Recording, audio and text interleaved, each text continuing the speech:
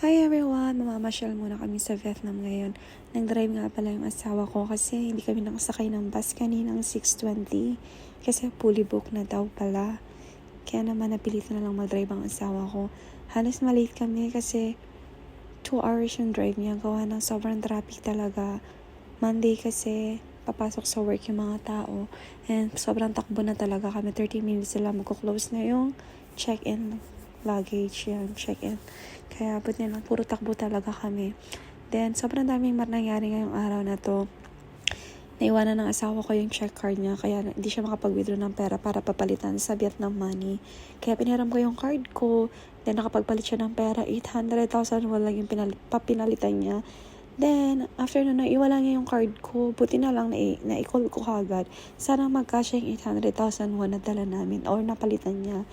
Then, after naman nun, pagdating namin dito sa Vietnam, sa airport, naiwanan naman namin yung selfie stand sa loob ng airplane. Buti na lang, kahit nakamangot ako, pagdating ko doon, nakita ko yung lost and found.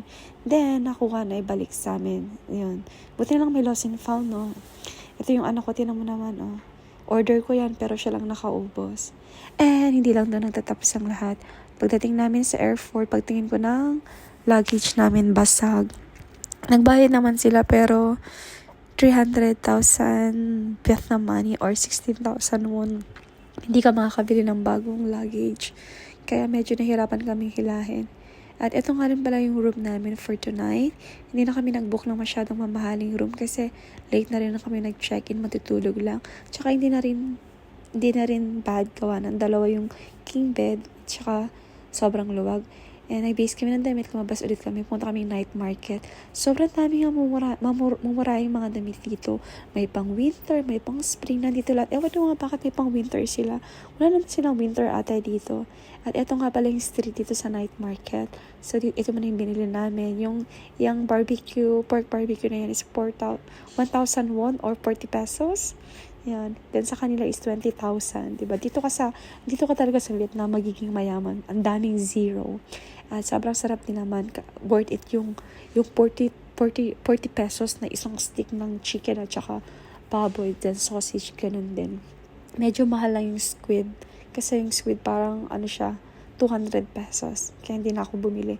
Barbecue na lang, pork tsaka chicken, sausage, yan. At yung anak ko, Diyos ko po, nagpa-order pa ng ice cream, chocolate ice cream. Kailangan namin busugin yung anak namin kasi nga maglalakad kami ng mahaba. Kasi night market dito at yung mga tao, halos sobrang daming tao. At sumakay nga pala kami ng kalesa dito. Yan, 6,000 won lang. At ito yung night market, sure night market dito sa Vietnam. So yun na nga, habang nililibot kami, ito pala papakita ko pala sa inyo to. Ito pala ang convenience store dito sa Vietnam, parang CU, ayun. Bumili lang kami ng mainom, ako kami. At ito naman ang drugstore or pharmacy dito sa Vietnam. Ayan. At ito nga pala yung unang in-order namin dito. Naka 10,000 won din yan or 400 pesos. Isang beef soup, noodle soup, at saka itong barbecue na nakatusok sa tanglad. Hindi ko siya type kasi alam ko yung tanglad nilalagay lang siya sa chicken pag yung mga chicken, ayun ito. Yung in-order namin, parang out of 10, 6 lang sa akin kasi hindi siya okay sa panlasa ko. Or siguro nasanay lang ako sa Korean food. Pero itong anak ko, tinaman naman, pinipilit niya kumain kasi sabi ko maraming gulay, kaya mas maganda sa katawan. Kaya sabi niya masarap, pero yung itsura niya hindi siya halatang nasasarapan. Binalot niya nga sa rice paper. Yun. Pero naubos niya. Ito nga pala ulit yung kalesa. So yung kalesa nga pala is 200,000 Vietnam money or 10,000 won. Pero sabi ko ang mahal-mahal, hanggang sa binabaan na lang niya hanggang 6,000 won. Kaya sumakay na kami at yung anak ko sobrang saya. Kasi nga ayaw niya talaga maglakad. Habang nakasakay nga siya sa kalesa, sabi niya, Kiponichua daw or masaya. Basta masaya siya. Kasi ayaw talaga niya maglakad. Kaso no choice. Lagi siyang nagpanereklamo ng reklamo. Ayan.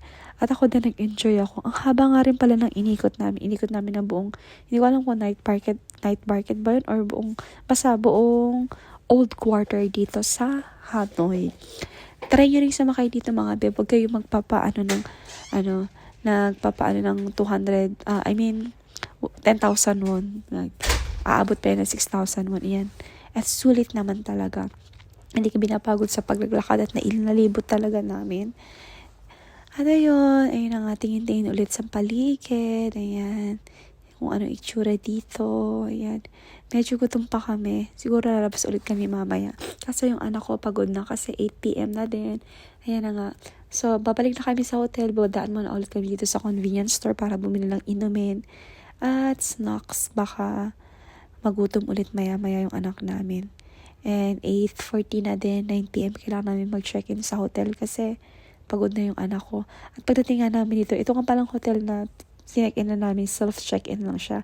At ipapakita ko sa inyo yung buong sasakyan dito sa, walang masyadong car ang Vietnam, puro siya motor.